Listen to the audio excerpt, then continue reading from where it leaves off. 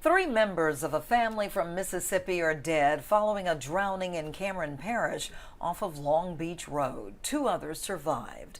Good evening, I'm Cynthia Arsenault. And I'm Jillian Corder. We're told they were in the area because the father was working at Golden Pass LNG. The family was visiting the coast in Cameron Sunday afternoon off of Long Beach Road. KPLC's Andrea Robinson was in Cameron today and has details for us. A 28-year-old mother, along with her 7 and 8-year-old daughters, died Sunday afternoon. We don't know at what point they lost their lives, but it's hard to climb up on the rocks from the south end if it's rough as it was. Very, very rough yesterday, wind blowing very hard.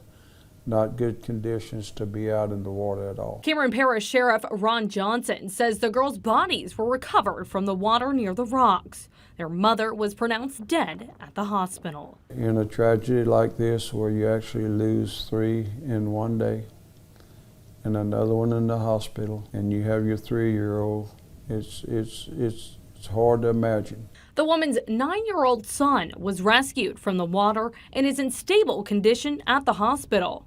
And the woman's 3-year-old son was walking alone along this beach, and that's when a neighbor spotted him, and he alerted that something was wrong. If it wasn't for them, we wouldn't have known anything about it. Thank God that they was there. A lot of times people are not. Sheriff Johnson stresses the dangers of visiting a secluded beach. He says to never go alone. People go with a group.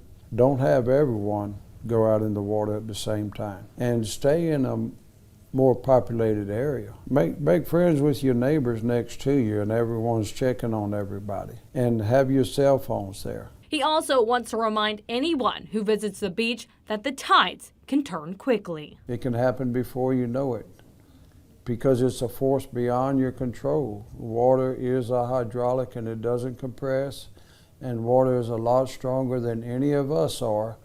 And we're standing there in the sand, and that sand moves. It moves us and it moves the sand, and it can be very well beyond your control whether you're a good swimmer or not. In Cameron, Andrea Robinson, 7 News.